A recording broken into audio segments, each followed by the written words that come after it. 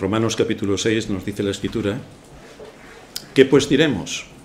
¿Perseveraremos en el pecado para que la gracia abunde? En ninguna manera, porque los que hemos muerto al pecado, ¿cómo viviremos aún en él? ¿O no sabéis que todos los que hemos sido bautizados en Cristo Jesús hemos sido bautizados en su muerte? Porque somos sepultados juntamente con él para muerte por el bautismo, a fin de que como Cristo resucitó de los muertos por la gloria del Padre, así también nosotros andemos en vida nueva.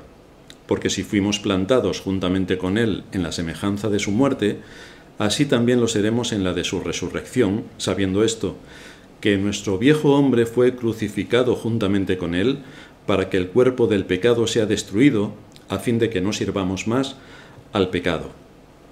Porque el que ha muerto ha sido justificado del pecado. Y si morimos con Cristo, creemos que también viviremos con él, sabiendo que Cristo, habiendo resucitado de los muertos, ya no muere. La muerte no se enseñorea más de él. Porque en cuanto murió, al pecado murió una vez por todas, mas en cuanto vive, para Dios vive.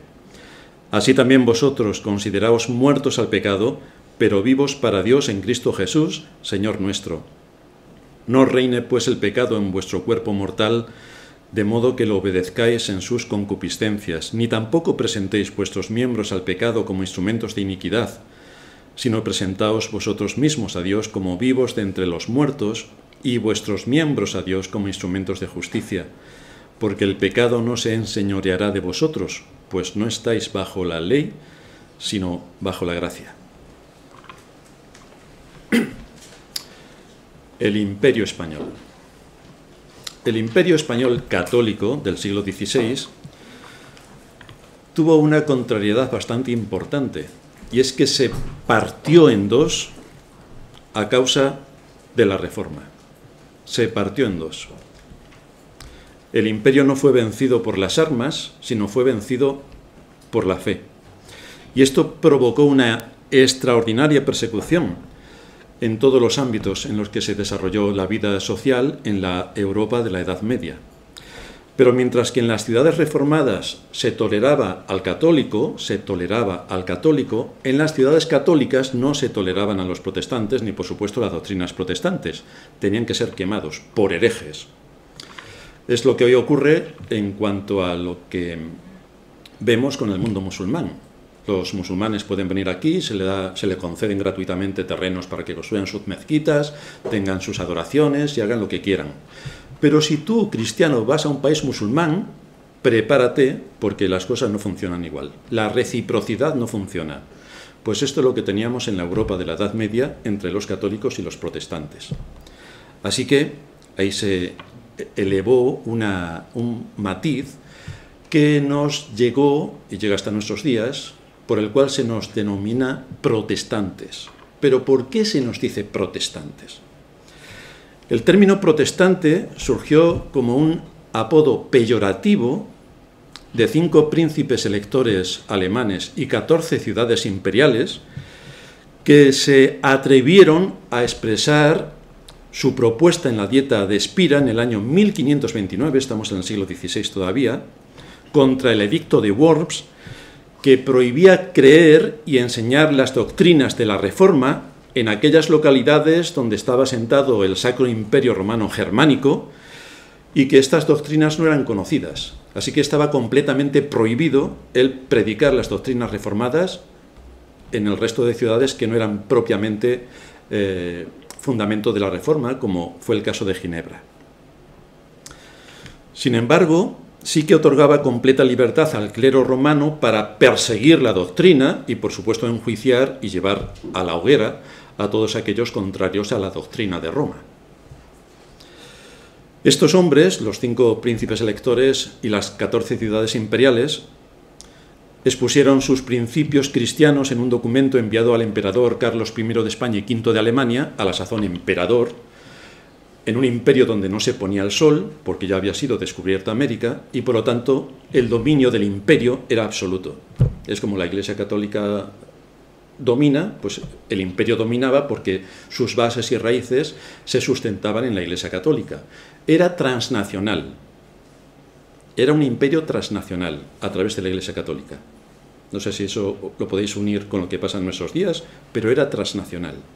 Así que estos príncipes y ciudades alemanas le enviaron esta misiva al emperador y le dijeron: protestamos por medio de este manifiesto ante Dios, nuestro único creador, conservador, redentor y salvador, y que un día será nuestro juez, como también ante todos los hombres y todas las criaturas, y hacemos presente que nosotros, en nuestro nombre y por nuestro pueblo, no daremos nuestro consentimiento ni nuestra adhesión de manera alguna al señalado decreto en todo aquello que sea contrario a Dios, a su palabra, a los derechos de nuestra conciencia y a la salvación de nuestras almas. Al mismo tiempo expresamos que Su Majestad Imperial, Carlos I de España y V de Alemania, se comporte con nosotros como rey cristiano que ama a Dios sobre todas las cosas, y declaramos que estamos dispuestos a rendir todo el afecto y la obediencia que creemos deberos en justicia. La misiva está fechada el 19 de abril del año 1529. Por lo tanto, era bastante impactante lo que aquí se estaban diciendo. Claro, como la carta empezó, protestamos por protestantes. Sois unos protestantes. Hoy en nuestros días nos dirían negacionistas. Sois unos negacionistas. O sea, que lo que enseña la todopoderosa Iglesia de Roma, que como todo el mundo sabe, lleva la verdad absoluta, lo que ha impuesto de forma transnacional a todas las naciones, que se ha valido del poder político para asentar su dominio. ¿Vosotros estáis en contra de todo esto? ¿En contra de todas las doctrinas? Sois unos negacionistas. Efectivamente. Hoy estamos exactamente igual en otros ámbitos, pero estamos con la misma historia. Es el mismo perro con otro collar, pero al final lo mismo. A partir de aquí, los insultos, burla, mofa, como hoy también ocurre, como sea negacionista, fueron incesantes hasta niveles estratosféricos. Toda esta indisposición del entorno católico hacia la fe reformada promovió un contagio en el resto de ciudades que también de una manera u otra habían abrazado el Evangelio, pero que no profundizaron en las doctrinas, simplemente les llegó un poco a nivel medio cultural, pero no habían profundizado en las doctrinas. De manera que con la todopoderosa propaganda de la Iglesia de Roma, para ellos la fe reformada era igual que lo que la Iglesia de Roma estaba acusando. Es decir, la propaganda hizo que en muchas otras ciudades donde había protestantes evangélicos, pues tuvieran la misma animadversión hacia Lutero, desde luego mucha más animadversión hacia Calvino, a quien no podían ver, porque como todo el mundo sabe, lleva un tridente y tiene las orejas puntiagudas y echa fuego por las orejas. Entonces toda esta propaganda de la Iglesia de Roma entró también en muchos ámbitos de la Iglesia evangélica y se creyeron toda la propaganda de arriba abajo. De hecho, hoy tú dices a alguien o le hablas a alguien evangélico de Calvino y verás cuál es su expresión en la cara. No te escupe por no gastar saliva, pero si pudiera lo haría. En esas estamos. Si hay algo que caracteriza la verdad de la mentira, son los matices, los matices. Y en temas de doctrina, como no tengas en cuenta los matices, estás muerto. No solamente en cuanto a doctrina bíblica, sino también en doctrina económica. No tengas en cuenta los matices de Hacienda y te vas a enterar. No tengas en cuenta los matices. Fijaos que Satanás no se presentó delante del Señor en la tentación mostrándole unos textos alterados o apócrifos de las Escrituras. ¿No? Le mostró exactamente y literalmente las Escrituras. Y con las Escrituras en la mano, tentó al Señor. Pero claro, aquí había el engaño como padre de mentira que es. Y es que el significado que él le daba y cómo utilizaba los textos fuera de su contexto es el que llevaba en sí mismo el germen del engaño. Cosa que nuestro Señor evidentemente no aceptó. Decía Spurgeon, en cuanto a todo lo que nos envuelve a nivel doctrinal dentro de las iglesias y el cuento que nos cuentan a nivel político. Decía Spurgeon, actualmente nos vemos atacados por una serie de individuos que deben andar con la cabeza y pensar con los pies. Su idea de la meditación es la fantasía. En vez de considerar la verdad revelada, se inventan un revoltijo propio donde el error, el desatino y el envanecimiento figuran a partes iguales. A este caldo lo llaman pensamiento moderno. Pero nosotros queremos hombres que piensen como es debido y al mismo tiempo de manera profunda, porque estén pensando los pensamientos de Dios. Pero para esto hay que estudiar la Escritura. Y mucho, y mucho. Con este trasfondo de lo que supuso la doctrina reformada y el impacto social, económico, político que se estaba llevando a cabo en el siglo XVI, puesto que partió el imperio, seguimos profundizando en lo que se llevó a cabo en aquel siglo extraordinario. En España ocurrió el siglo de las luces, donde tenemos unos grandes autores clásicos, pero que a nivel europeo fue un siglo extraordinario y cuyas doctrinas todavía nos afectan en el siglo XXI en el que estamos. Doctrinas, muchas de ellas herejes, pero que todavía están integradas en la Iglesia. Así que hoy vamos a dividir nuestro sermón en 2 puntos. Para empezar vamos a ver, en primer lugar, errando en la gracia, y en segundo lugar vamos a ver errando en la fe, en la ley. Errando en la gracia y errando en la ley. Esta forma de errar la podemos ver desde 2 perspectivas, o sin H o con H. Porque entonces viene de herradura, que es lo que se ponen, ya sabéis quiénes. Pues también los hay dentro de la Iglesia quien se pone en la herradura, porque el cerebro no les llega para mucho más. Así que vamos a ver en primer lugar errando en la gracia. Durante el siglo XVI se llevó a cabo un combate fortísimo contra la fe para despojar a Dios de su soberanía. En las Escrituras se muestra que Dios es soberano. Bien, pues en la Iglesia del siglo XVI, en la de hoy, parece que no. Así que se usó un fortísimo ataque para despojar a Dios de su soberanía y de su posición como creador de todo el universo visible e invisible. El artífice de este ataque, como ya vimos, fue Jacobo Arminio, quien, tomando sus tesis de Pelagio fue el enemigo de San Agustín en el siglo IV y la historia se repite, pero maquilló las tesis de una manera bastante sutil y casi diabólica, las suavizó. Y Arminio declara, esta es su afirmación de las doctrinas: toda persona no regenerada posee una voluntad libre y la capacidad de resistir al Espíritu Santo, de rechazar la gracia de Dios que le es ofrecida, de menospreciar el consejo de Dios contra sí mismo, de rehusar aceptar el Evangelio de la gracia y de no abrirle a aquel que toca la puerta de su corazón. Estas palabras de Jacobo Arminio la cree el 99% de los evangélicos y el 100% de los católicos. O sea que el éxito fue bastante importante. A los evangélicos, ¿qué más les da? Si les importa todo un comino. Con entretenerse, sacar las guitarritas, bailar un poco y comer cacahuetes después, ya está todo. Desde luego, si ponen unos puestos, unos kioscos en la salida, donde comprar para ayudar al tercer mundo, y así se parecen un poco más a aquellos malditos que en el templo estaban vendiendo y comprando mercancías y el Señor los expulsó a azotazos, pues si alguien no llega y les expulsa a azotes, todo está tranquilo. Pero están haciendo exactamente lo mismo. ¿Pero a quién le importa? Sin embargo, las preguntas que se desprenden de esta afirmación categórica de Arminio son: ¿qué voluntad libre posee una persona no regenerada y para hacer qué? ¿Qué voluntad libre posee una persona no regenerada? ¿Y qué va a hacer con su voluntad libre? Claro, en las Escrituras encontramos en Génesis 2:16 que mandó Jehová Dios al hombre diciendo: de todo árbol del huerto podrás comer, mas del árbol de la ciencia del bien y del mal no comerás, porque el día que de él comieres, ciertamente morirás. Por la doctrina de Jacobo Arminio, los arminianos y el mundo evangelicoide, pues parece que esto no funciona así. Lo de sea Dios veraz y todo hombre mentiroso, parece que en ese contexto no funciona tampoco así. Otra pregunta que nos podemos hacer es: ¿quién es el único que nos puede librar de la esclavitud en la que nacemos a causa de la caída y por cuya voluntad somos salvados? Porque esto tiene que tener coherencia doctrinal. El Señor dice: si el Hijo os libertare, seréis verdaderamente libres. Así que quien lleva a cabo la liberación es Cristo. De él se anunció en los profetas que vendría el libertador. Pero ¿cómo es que alguien se puede libertar por sí mismo, según Arminio y según las iglesias evangélicas? ¿Cómo es que alguien se puede libertar a sí mismo?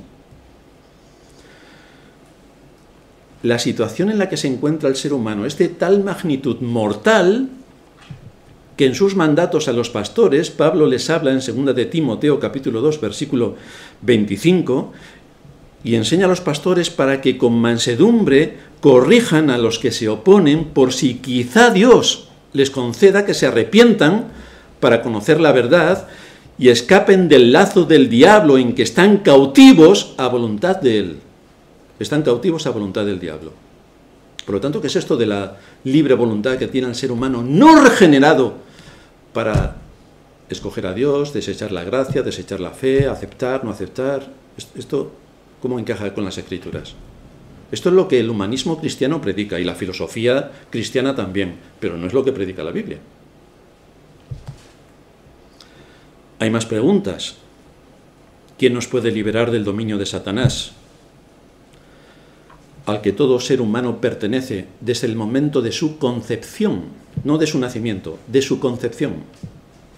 ¿Quién nos puede librar del poder de Satanás, a quien todo ser humano pertenece desde el momento de su concepción?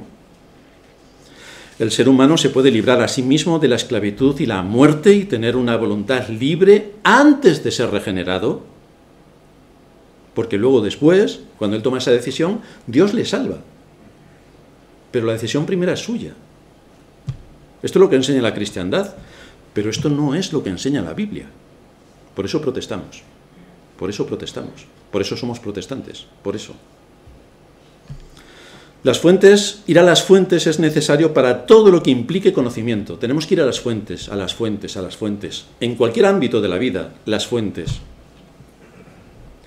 Así que no te creas nada de lo que te cuentan, ni de la ciencia, qué risa, ni de los políticos, eso ya es para... estamos en otro mundo. Por supuesto, no te creas nada de la Iglesia, porque la Iglesia generalmente ha corrompido las conciencias, históricamente. Tenemos que ir a las fuentes para encontrar el fundamento, porque generalmente este mundo engaña en todos sus ámbitos, en todos sus ámbitos. No queda nada sin que esté tocado por el engaño y el mal, nada. El escritor a los Hebreos es bastante tajante en cuanto a quién domina el reino de los hombres. Y nos dice en el capítulo 2, versículo 14, así que por cuanto los hijos participaron de carne y sangre, Cristo también participó de lo mismo, para destruir por medio de la muerte al que tenía el imperio de la muerte. Y por si a alguien le queda duda, el texto también sigue diciendo, esto es, al diablo, que estamos hablando del diablo, el que tiene el imperio de la muerte. Bajo este imperio de la muerte nace todo ser humano, bajo el imperio de la muerte. Su príncipe se llama Satanás. Le ha sido dado un dominio extraordinario para engañar, y lo ejecuta con absoluta sutileza y contundencia. Afirmar que el ser humano no regenerado, como dice Arminio, y se cree en las iglesias evangélicas, afirmar que el ser humano no regenerado tiene una voluntad libre es una estratosférica mentira, y es un engaño terrible que puede llevar a las almas a la perdición. Pero esto es lo que se enseña en iglesias cristianas.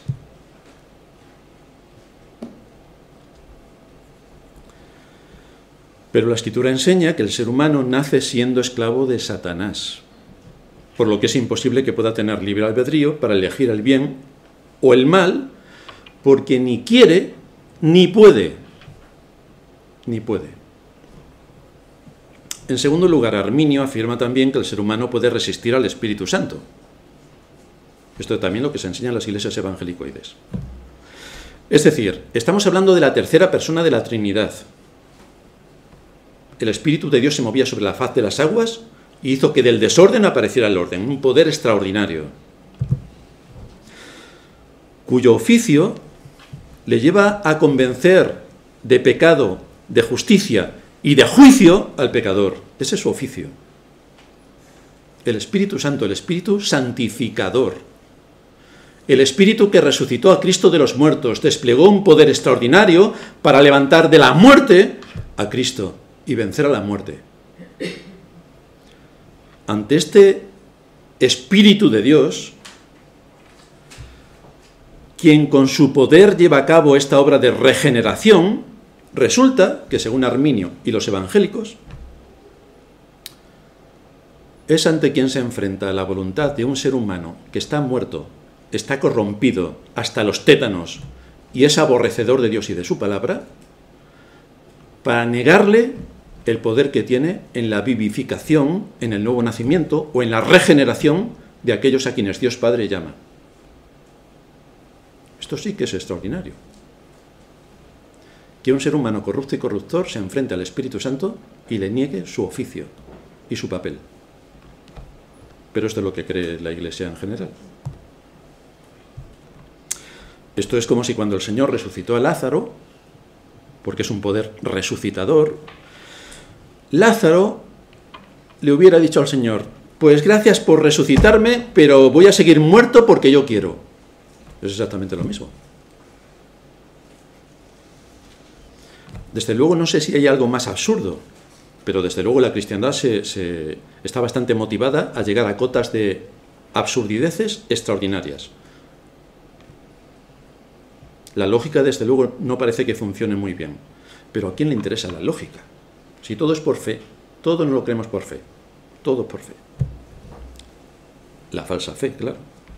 En tercer lugar, Arminio dice que una persona no regenerada puede rechazar la gracia de Dios. Es decir, que a pesar de que el juez soberano declare inocente al culpable y le impute la justicia de Cristo por medio de la fe, quedando saldada la pena de muerte, esa persona puede invalidar la declaración judicial por su propia cuenta, pisotear el sacrificio de Cristo, renegar de la justicia de Cristo e ignorar el decreto del juez. Porque estas son las conclusiones a las que se llega después de afirmar semejante barbaridad. Esto es bastante interesante porque cualquiera, no sé si habéis estado alguna vez delante de un juez, pero es para temblar. Es interesante porque cualquiera que se presenta delante de un juez suele negar que él haya hecho tal cosa de la que se le acusa. O si acepta la acusación y el juez lo declara inocente, esta persona estará toda la vida dando gracias al juez por declararle inocente. Pero esto no ocurre con los cristianos evangelicoides, ¿no? Hete aquí que el pecador culpable y con una condena de muerte eterna se pone delante del juez despreciando su decisión y con deseo de que se le condene a muerte, porque rechaza la gracia de Dios. Esto nos deja perplejos también por la profundidad de pensamiento y secuencia lógica. También nos deja perplejos. No sé si vieron Barrio Sésamo toda esta gente, pero parece que no lo vieron mucho. En cuarto lugar, según Arminio, una persona no regenerada puede rehusar aceptar el Evangelio de la Gracia y no abrirle su corazón a aquel que llama a la puerta de ese corazón. Es decir, estamos en Navidad, pues está la cena. Tenemos a un mendigo en la puerta, que es Dios. Y nosotros estamos en casa confortablemente en el fuego, cenando con nuestros familiares, tranquilos en Navidad. Y entonces resulta que llaman a la puerta del corazón. Y es Dios. Entonces, ¿qué vas a hacer? ¿Le vas a dejar fuera con el frío que hace? ¿Se puede ser más blasfemo con la enseñanza de esta doctrina? ¿Se puede ser más blasfemo? Porque esto es lo que se predica también. El Señor está, y se le dice a los inconversos, el Señor llama a la puerta de tu corazón. ¿Pero cómo que el Señor llama a la puerta de tu corazón? Aún no regenerado. El texto en el que se basa Arminio está en Apocalipsis 3:20. He aquí yo estoy a la puerta y llamo, si alguno oye mi voz y abre la puerta, entraré a él y cenaré con él y él conmigo. Claro, uno lo lee así, como Satanás lo podría presentar, de forma descontextualizada, y parece que dice lo que quiere decir. Pero si lo contextualizas, no tiene nada que ver. Aunque este es un texto muy usado por el evangelicalismo, lo que demuestran es un desconocimiento absoluto de lo que supone un análisis morfológico y sintáctico. Es decir, no dominan el idioma, ni tampoco falta que le hace, porque todo tiene que ser por fe. Este texto proviene de una carta enviada por el apóstol Juan a la iglesia de Laodicea. Por lo tanto, el contexto es de una iglesia reunida donde se adora y se alaba a Dios. Ese es el contexto. Que a los que va dirigida la carta son todos creyentes, no hay ningún impío, son todos creyentes, ahí va dirigida la carta. Pero fijaos cómo se retuerce el texto para aplicarlo a los no regenerados que deberían abrirle la puerta del corazón a Dios, cuando el texto va en otra posición completamente distinta. La pregunta que nos tenemos que hacer es: ¿cómo es posible que un muerto le abra la puerta a alguien? Si está muerto. Es decir, tú vas al cementerio a las 12 de la noche, llamas a la puerta y a ver quién te abre. Claro, de los muertos. Si está ahí el guarda del cementerio, va a decir: ¿aquí qué pasa? Pero me refiero a si no hay nadie y están los muertos, tú llama a la puerta. A ver si también se le puede predicar esto a los evangélicos. Llama a la puerta de un cementerio, por favor, a ver cuántos salen a abrirte. Porque si sale alguno de esos a abrirte, tú te mueres. Pero no te preocupes que no saldrá nadie. Pues esto es también lo que se predica en el mundo evangélico. Todos están contentos. Como ocurre muchas veces en la historia, los más ineptos, ineficaces, los cuentacuentos, los chamanes y otros elementos de semejante categoría los encontramos en todos los campos y además con gran influencia, que esto es lo realmente sorprendente. Ocurre en las altas instituciones del Estado, donde no puede haber más número de ineptos por centímetro cuadrado. Ocurre en los ámbitos académicos. Ocurre en los ámbitos científicos. Y por supuesto ocurre en la Iglesia. Por supuesto. Los más ineptos son los que están dirigiendo. No hace falta que tengan idea de nada, porque como todos les aplauden y se llevan su buen sueldo, ¿qué más les da lo demás? Si son impunes absolutamente a todo. Y así estamos. Si defiendes la verdad, te persiguen. Pero si sigues el relato oficial, te adhieres al cuento de los cuentos y te sumas a la masa, entonces eres solidario, estás pensando en el prójimo. Ese es el cuento de hoy. Estás pensando en el prójimo. Claro que también se lo podrían haber dicho a estos protestantes que protestaron, que si no hubieran hecho nada y Lutero no se le hubiera ocurrido clavar las 95 tesis y liar la que lió y partir el imperio en dos y liar una guerra monumental, pues todos hubieran sido felices, estarían comiendo perdices y hoy estaríamos viviendo todavía en el siglo XVI. Pero hay que ser valiente para decir las cosas como son y enfrentarse al cuento de los cuentos y al relato que en todos los siglos nos invade. Y los relatos son transnacionales. Esto es lo peor.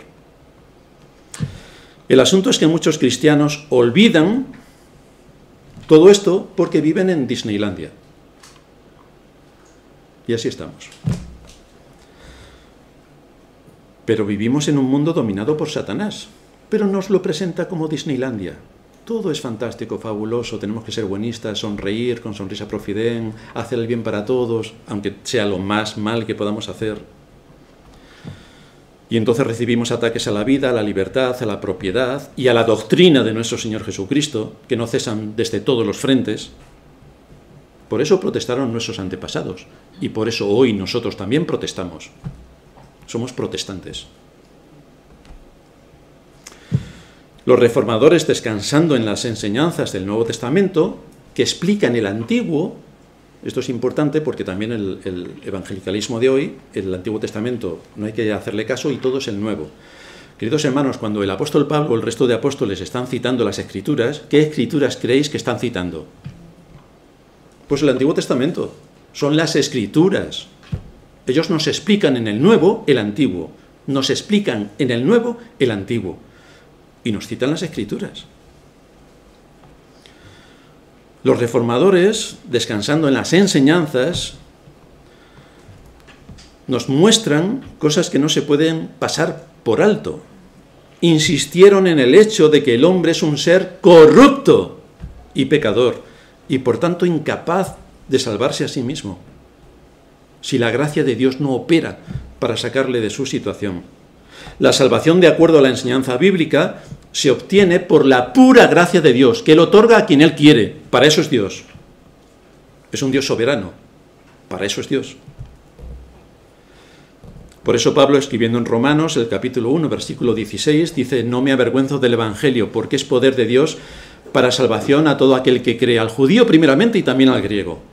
Porque en el Evangelio la justicia de Dios se revela por fe y para fe, como está escrito, mas el justo por la fe vivirá.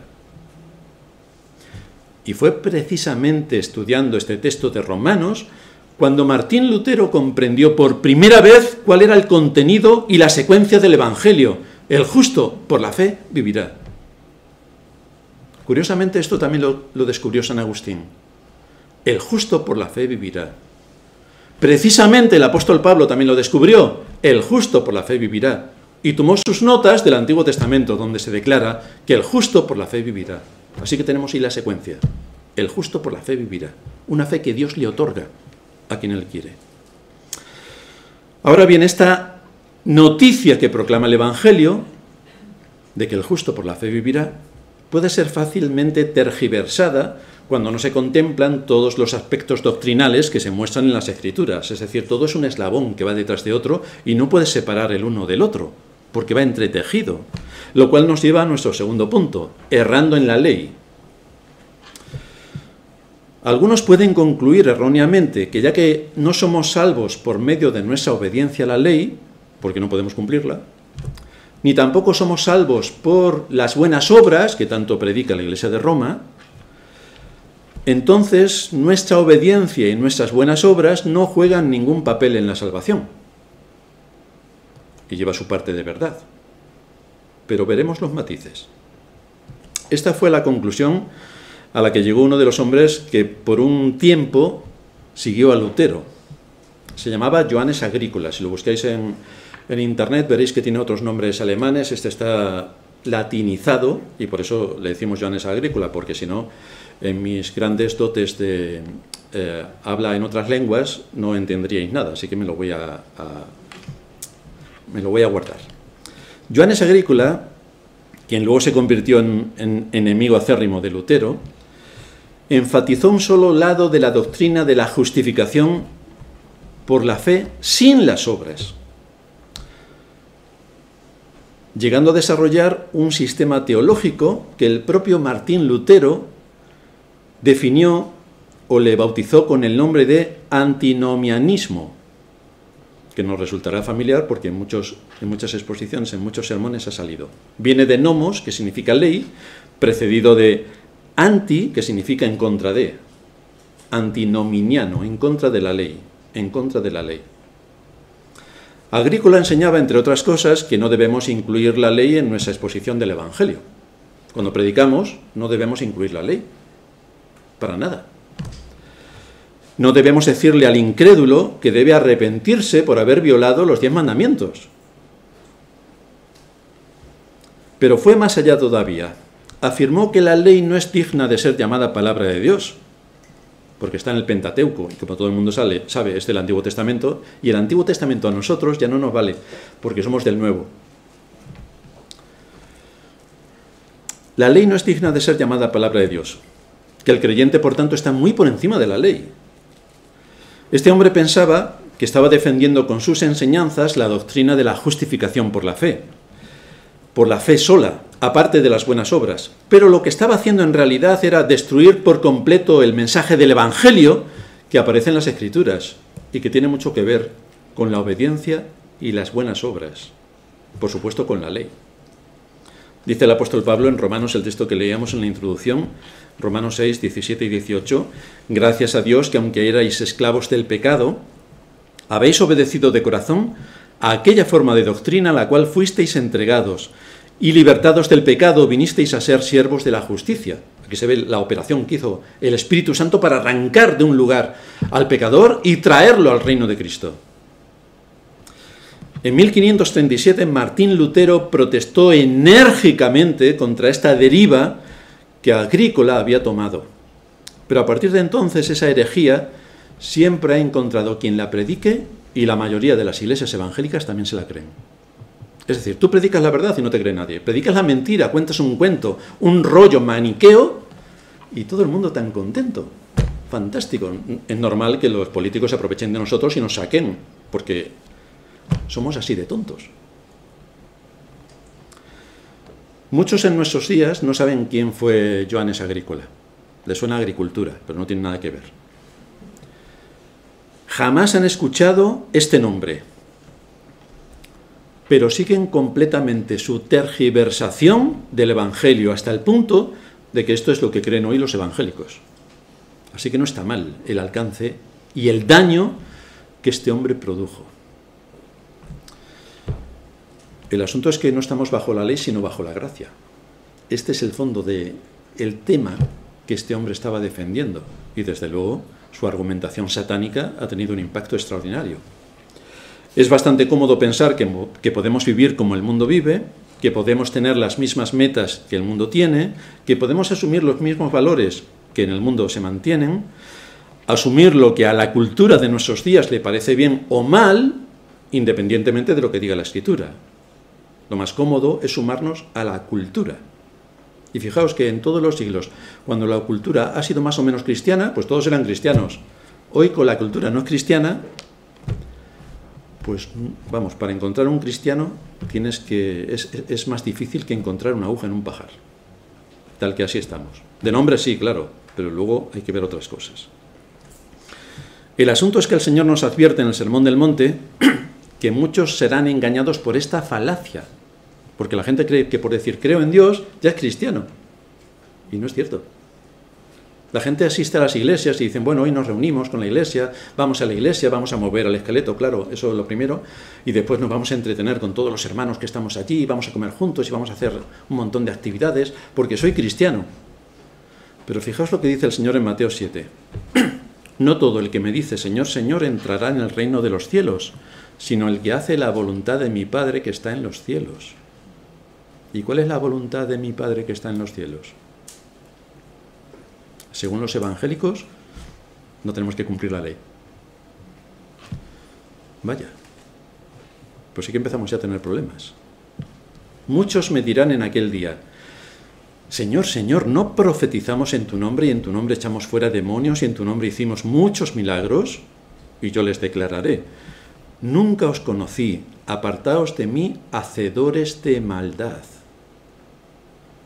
Así que estas personas creían que eran cristianas porque estaban envueltas en un entorno religioso y tenían actividades religiosas. Como hoy la mayoría de las iglesias tienen ONGs. Bueno, pues por llevar 3 kilos de arroz, medio kilo de pimientos y 3 bolsas de espaguetis, soy un cristiano. Estas personas creían que eran cristianas porque estaban envueltas en muchas actividades religiosas. Pero aún así se perdieron. Cristo les llama, en el texto, hacedores de maldad. ¿Y cuál era su maldad? ¿Cómo se manifestaba la maldad de esta gente? Pues resulta que la palabra que se usa aquí, que se traduce como maldad, es anomía, sin ley. El mismo término que utilizó Lutero para hablar de este tipo de personajes. Sin ley, sin ley. ¿Vivimos sin ley? Pues de esto se está hablando el Señor, de los que dicen que viven sin ley. Estas personas decían ser cristianas, pero no mostraban en sus hechos un sometimiento a la voluntad de Dios revelada en su ley. No tenían hambre y sed de justicia, porque para tener hambre y sed de justicia tienes que saber cuál es la ley para andar de acuerdo a la justicia. Si no, ¿cómo vas a andar? Decían ser cristianos, pero vivían de acuerdo a lo que imponía su cultura. Decían seguir a Cristo, pero en realidad seguían sus propios deseos, sus intereses, sus motivaciones particulares. Ellos eran su propia autoridad sobre ellos eran los que decidían. No importa lo que diga la Escritura, al final es nuestra cultura la que se impone, o nuestros deseos los que se imponen. Así podemos ver que algo está bien o mal, dependiendo de lo que diga la cultura. Y así vemos a todos ir detrás de lo que dice la cultura. Dentro de 50 años no sabemos qué va a decir la cultura, pero vamos, tiene pintas de ser bastante malo.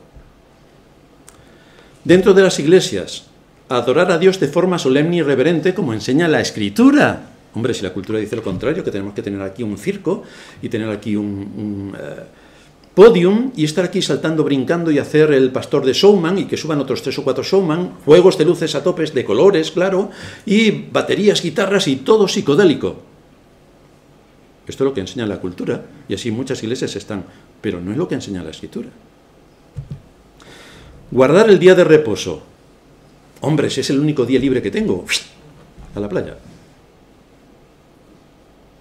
Someterse a la autoridad pastoral. ¿Cómo? Aquí la única autoridad soy yo. Así que de pastor aquí ni hablar.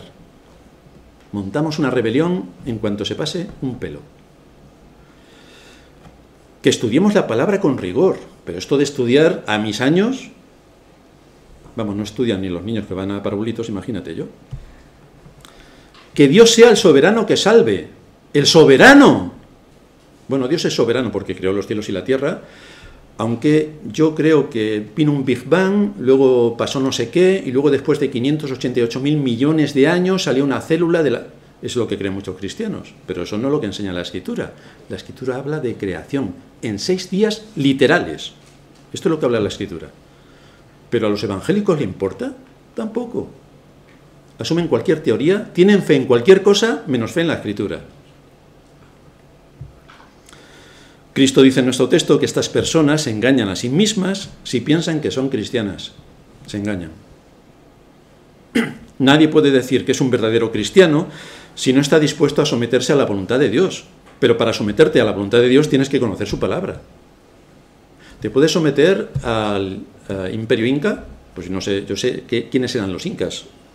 Pero ¿y cuáles eran sus leyes? ¿Cómo establecían, cómo regían en su reino? ¿Cómo aplicaban la justicia? Ni idea. Entonces, ¿cómo te vas a someter a algo que desconoces?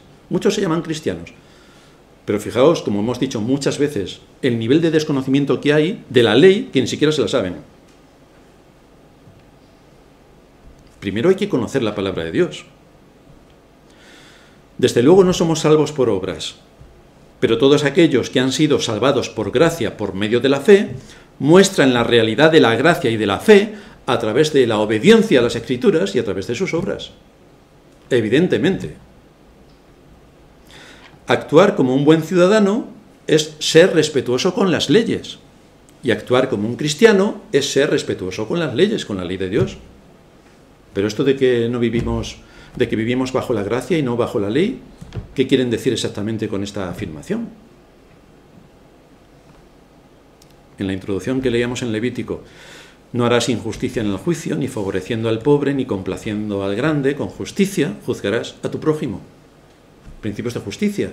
Pero si desconoces la ley, ¿cómo vas a juzgar? Pero los evangélicos de nuestro tiempo siguen manteniendo que como no estamos bajo la ley, gracias a Johannes Agrícola y la ayuda inestimable de Arminio, gracias, y con la influencia de Satanás, que siempre está, pues llegamos a donde estamos. El evangélico de nuestro tiempo sigue manteniendo que como no estamos bajo la ley, no se nos aplica. Por eso no hace falta conocerla. Pero ¿qué quiso decir Pablo en Romanos 6? No estamos bajo la ley, sino bajo la gracia. ¿Qué quiso decir? Porque esto es un fundamento importante que no debemos pasar por alto. Es imposible que Pablo esté diciendo aquí que los cristianos no tienen nada que ver con los 10 mandamientos, como quiere entender la cristiandad, porque entonces se derivan graves problemas doctrinales. El mismo Señor dice en Juan 14, 21, el que tiene mis mandamientos y los guarda, este es el que me ama. Y el que me ama será amado por mi Padre, y yo le amaré y me manifestaré a él, el que tiene mis mandamientos y los guarda. Luego llegarán los evangelicoides y dirán, bueno, es que esos mandamientos no son los 10 mandamientos, son otros que se inventó. Pero hombre, los mandamientos son los mandamientos. Luego si queremos jugar a hacer trampas, a engañar, a mentir y a retorcer los textos, es otra historia. Pero aquí está bastante claro y luego veremos más claros que hay. Decir, por tanto, que los mandamientos no nos son aplicables entraría en contradicción con un sinnúmero de textos del Nuevo Testamento que enseñan exactamente lo contrario. Es decir, que hay que saberse los 10 mandamientos. Pero además, si la ley no es para nosotros, sino que era para la gente del Antiguo Testamento, ¿cómo podemos decir hoy lo que está bien y lo que está mal si no tenemos ley? Es decir, ahora salimos a la calle y no hay ley. Que se preparen los comercios, porque los van a arrasar. Si no hay ley, podemos robar, matar, delinquir, hacer todo tipo de cosas, porque como no hay ley, ¿quién nos va a acusar de qué si no hay ley? Entonces, si el cristiano no tiene ley, ¿quién le va a acusar de qué? Ah, es que estamos bajo la gracia, estamos en Cristo, por lo tanto la ley no se nos aplica. O sea que puedes robar, mentir, pegarle un tiro al vecino. Puedes hacer todo eso. Según esta doctrina, defendida y asumida por los evangélicos de hoy, no estamos bajo la ley. Pero si no hay ley, no hay pecado.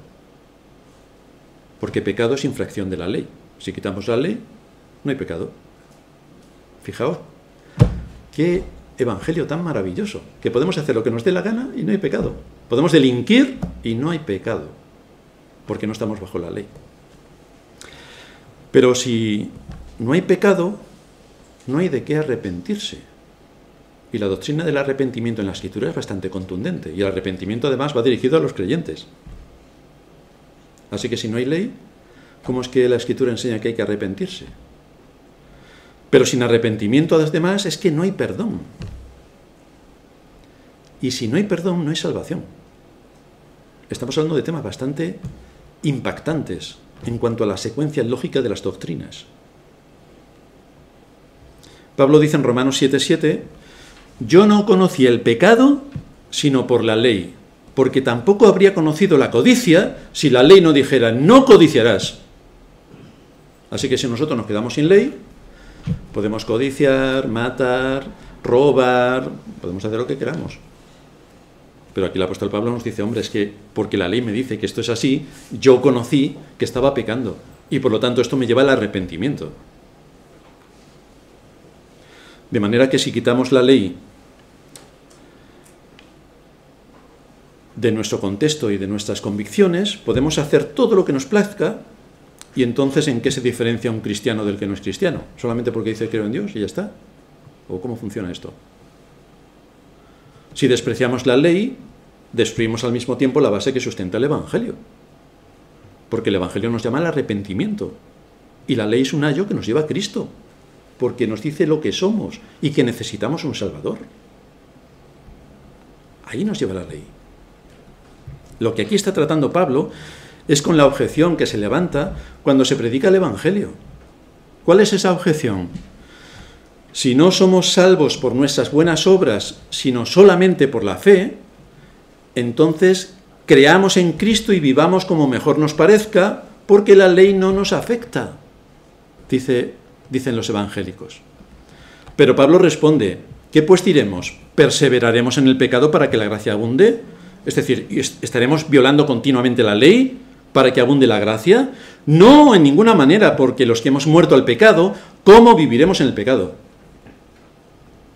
Así que evidentemente la ley está intacta. El aspecto que Pablo quiere demostrar es que si somos cristianos, el pecado no puede gobernarnos a su antojo. Eso es lo que quiere decir Pablo. El pecado no puede gobernarnos a su antojo. El pecado no se enseñoreará de vosotros. ¿Y qué es el pecado? La misma Escritura nos dice que es infracción de la ley. Eso es el pecado. Así vivíamos antes, sin ley. Es decir, hacíamos lo que nos pareció oportuno y no pasaba nada. Pero cuando Dios nos ha llamado por medio de su Espíritu y nos ha dado la salvación en Cristo, entonces sí que sabemos cuando estamos pecando, perfectamente. Perfectamente. Pero aquí Pablo matiza, porque el pecado no se enseñoreará de vosotros, pues no estáis bajo la ley, sino bajo la gracia. Pero no parece ser muy consecuente con las Escrituras que cuando Cristo salva al pecador de la esclavitud del pecado y le lleva a su reino, que el pecador salvado siga viviendo con una pauta de conducta igual que antes. No parece muy coherente. Más bien, cuando esa persona es convertida, conoce la palabra de Dios, empieza a conocer la ley de Dios y entonces empieza a poner freno a todo lo que antes no le ponía porque no sabía ni que existía la ley que le acusaba de tal cosa. Pero ahora sí lo sabe. Entonces, ¿qué tiene todo esto que ver con no estamos bajo la ley, sino bajo la gracia? ¿Qué tiene que ver que no estemos bajo la ley, sino bajo la gracia? ¿Qué quiere decir Pablo? Estar unidos a Cristo significa, entre otras cosas, que hemos muerto con Cristo. Este capítulo 6 de Romanos está hablando de esto. Que hemos resucitado con Cristo. Y esto, en un sentido práctico, implica que el pecado ha dejado de ser nuestro rey. Es decir, antes hacíamos la voluntad del pecado, sin problemas. Por lo tanto, el pecado era nuestro rey. Lo que el pecado nos decía, nosotros lo hacíamos, sin problemas. Pero ahora no. Pero ahora no. Ahora hay una batalla. Antes no había ninguna batalla. Nuestra conciencia estaba tranquila. Pero ahora sí que hay una batalla. Antes éramos ignorantes de la ley, la despreciábamos, y eso nos ponía en la situación de condenación. Debido a que el hombre es un esclavo del pecado, no quiere ni puede obedecer la ley. Esto es lo que significa estar bajo la ley. Es tener que obedecer la ley, pero sin los recursos que se necesitan para obedecerla. ¿Quién de los impíos obedece la ley siempre y cuando no se le imponga su cultura? Es decir, ¿por qué los impíos no roban más? Pues hombre, porque se van a ir a la cárcel. Así que no lo hacen por principios, lo hacen por no ir a la cárcel. Pero si fueran cristianos de verdad, no tendríamos necesidad de policías, porque todo el mundo actuaría de acuerdo a la ley. La policía no sería necesaria. ¿Qué ha hecho Cristo por nosotros? Cristo nos liberó de ese dominio a través de su muerte. Quien estaba dominando, quien domina el mundo es Satanás. Pero Cristo rompió ese dominio para los creyentes. Al morir juntamente con Cristo, ya no estamos más bajo la condenación del pecado. Ninguna condenación hay para los que están en Cristo Jesús. Ninguna. Ahora tenemos los recursos para defendernos del engaño del pecado, cosa que antes no teníamos. Pero ahora sí tenemos los recursos. De manera que al estar ahora bajo la gracia, supone que tenemos a nuestra disposición todos los recursos de la palabra de Dios y de su Espíritu para hacerle frente al pecado en esta terrible batalla que va a durar hasta que nos muramos. Así que preparaos, porque esta es una batalla continua. Satanás te ataca por arriba, por abajo, tu telón de Aquiles lo tiene perfectamente claro y ahí te va a dar con todas sus fuerzas. ¿Y qué vas a hacer durante toda tu vida hasta que el Señor nos llame? Una batalla detrás de otra, continuamente, un desgaste absoluto, continuamente. Pero tenemos los recursos, antes no. Ahora sí, ahora sí. ¿Y a qué conclusión nos lleva todo esto? Lo primero es que no debes olvidar que si eres protestante, si eres marciano no, pero si eres protestante, debes estudiar la historia, estudia la historia. Y mira cuáles fueron las doctrinas que se defendieron en la Reforma, porque allí salió a la luz todo lo que nuestros antepasados estuvieron predicando durante muchos siglos. Si lo que nosotros estamos predicando hoy no es nada nuevo, es lo más antiguo que hay, la historia de la salvación. Es una historia antiquísima, pero no se predica. No se predica. Volved a las sendas antiguas. No se predica. Estas doctrinas se defendieron con bastante poder en la Reforma, y allí se sacó a la luz lo que la tradición de la todopoderosa Iglesia de Roma había impuesto sobre todos los súbditos de todo el imperio. Lo segundo es asegúrate de conocer lo que crees, que puedas dar una defensa de lo que crees. ¿Tú qué crees? ¿Cuáles son tus convicciones como cristiano? Ah, pues yo soy cristiano. ¿Pero por qué? ¿Por qué? ¿Puedes dar una defensa de lo que crees y de las doctrinas? Tienes que tener conocimientos y argumentos sólidos para hacer una defensa fuerte y convincente de la fe. Una fe que abarca la salvación, que es lo más importante, pero que se distribuye a todos los ámbitos de la vida, para salvaguardar la dignidad del ser humano, su vida, su libertad, su conciencia, su propiedad. A todo esto alcanza el ámbito de la enseñanza bíblica. En tercer lugar, esta enseñanza nos muestra que el antinomianismo, es decir, despreciar la ley como si fuera algo de los creyentes del Antiguo Testamento, y que eso no nos afecta a nosotros, no tiene ninguna base bíblica. Ninguna. Es una perversión más del maligno a la que las iglesias han prestado sus oídos y la aplican, porque les interesa, claro. Una persona puede oponerse a la Biblia y vivir como le plazca, pero no parece muy lógico que viva como le plazca basándose en la Biblia. Pero es así como estamos. Ni en Romanos 6 ni en ningún otro lugar de la Escritura se enseña que el cristiano ha sido relevado de su obligación de guardar los 10 mandamientos, en ningún lugar. Más bien se enfatiza esta obediencia como un fruto inequívoco de la salvación. Y así se predica. El apóstol Juan, en su Evangelio, capítulo 14, versículo 21, Nos dice, el que tiene mis mandamientos y los guarda, ese es el que me ama, el que tiene mis mandamientos. En su primera carta, capítulo 2, versículo 4, el que dice yo le conozco y no guarda mis mandamientos, el tal es mentiroso. Que es lo que piensa la mayoría de la cristiandad. No tenemos por qué guardar los mandamientos porque somos salvos por la fe. Pues aquí dice exactamente lo contrario. El apóstol Juan también en su primera carta, capítulo 5, versículo 2, en esto conocemos que amamos a los hijos de Dios, cuando amamos a Dios y guardamos sus mandamientos. ¿Cómo que no tenemos que tener en cuenta sus mandamientos? En el versículo 3, pues este es el amor de Dios, que guardemos sus mandamientos. El apóstol Pablo en 1 Corintios 7, 19, la circuncisión nada es y la incircuncisión nada es, sino el guardar los mandamientos de Dios. Pero si esto no queda claro, porque claro, es que para esto hay que estudiar. Y requiere esfuerzo y profundidad de pensamiento. Y que los pastores se preparen y estudien y trabajen y creen todo lo que se necesite para exponer la doctrina. Pero esto es lo que tenemos en las iglesias de hoy, que duran 4 horas los cultos donde todo es saltimbanquis y títeres. Pero necesitamos un pensamiento profundo de las Escrituras para conocer a Dios y saber en qué mundo vivimos y cómo es el plan de la salvación que nos lleva a Cristo. Los textos, desde luego, son bastante aplastantes como para negar o cuestionar la validez de los 10 mandamientos. Por eso nos produce perplejidad lo que piensa el mundo evangélico de nuestros días. Ya los católicos ni hablamos, pero vamos, los evangélicos creo que ya les adelantan.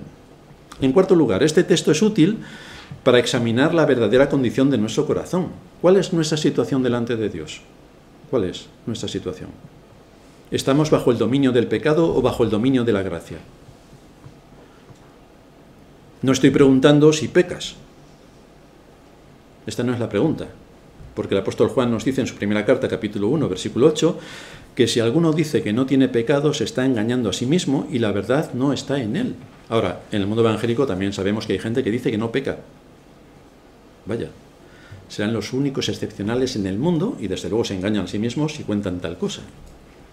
Luego en el versículo 10 añade, si decimos que no hemos pecado, le hacemos a él mentiroso y su palabra no está en nosotros. La pregunta, por tanto, no es si tú obedeces perfectamente la voluntad revelada de Dios. La pregunta es si estás luchando contra tus pecados. Estás luchando contra tus pecados. Estás luchando. Si manifiestas una batalla continua en contra de lo que tus miembros y tu carne quiere. En quinto lugar, este texto también nos aporta un fuerte estímulo para seguir luchando. Un fuerte estímulo. Estás luchando contra el pecado que aún mora en ti y a veces desfalleces en medio de la batalla y te preguntas si podrás seguir corriendo. Pues mira lo que dice nuestro texto. El pecado no se enseñoreará de vosotros porque no estáis bajo la ley sino bajo la gracia. En ese contexto lo está diciendo el apóstol Pablo, en que nos da los recursos a través de la gracia de Dios que nos ha sido dada en la salvación para luchar contra el pecado, para que la ley no nos condene. Ese tirano que es el pecado y que es Satanás seguirá tratando de enseñorearse de nosotros. Pero el texto dice que no alcanzará su propósito. No alcanzará su propósito. No podrá. Evidentemente vamos a caer una vez, 2 veces, 17 veces, pero él ya no es nuestro rey. El verdadero creyente continuamente está presentando batalla, continuamente. Así que si estás luchando, si estás peleando con todas tus fuerzas para ser consecuente con la verdad, en tu afán de no ceder ante las seducciones de este mundo y las de Satanás, esta promesa sí que es para ti. Que no estamos bajo la ley, sino bajo la gracia. Es decir, que podemos ampararnos en la gracia de Dios para luchar contra el pecado, de acuerdo a lo que la ley nos imputa. Y estando bajo la gracia de Dios, tenemos los recursos que necesitamos para mantenernos firmes defendiendo el nombre de Dios y su honor. Estas son las impactantes enseñanzas que se desprenden de una doctrina tan valiosa como esta. Vamos a terminar en oración.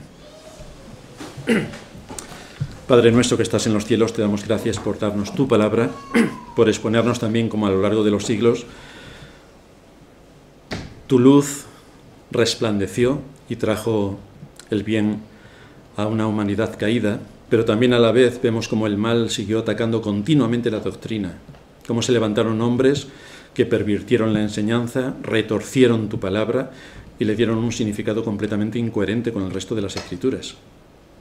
Lamentablemente podemos ver que la mayoría de la cristiandad ha asumido esta posición, pero te damos gracias por poder un día más, un día del Señor más, abrir las Escrituras y exponernos a la sana doctrina que predicaron nuestros antepasados en el siglo XVI, a lo largo de toda la Edad Media, en el siglo IV, y que nos llega a través de tu palabra escrita y dirigida por tu Espíritu, para que sepamos conocer la verdad. Te suplicamos que nos sigas ayudando, dando entendimiento y profundizando en el conocimiento de ti a través de los estudios rigurosos que podemos tener de las Sagradas Escrituras. Para esto suplicamos tu ayuda y tu dirección. En Cristo Jesús, nuestro Señor, te lo pedimos. Amén.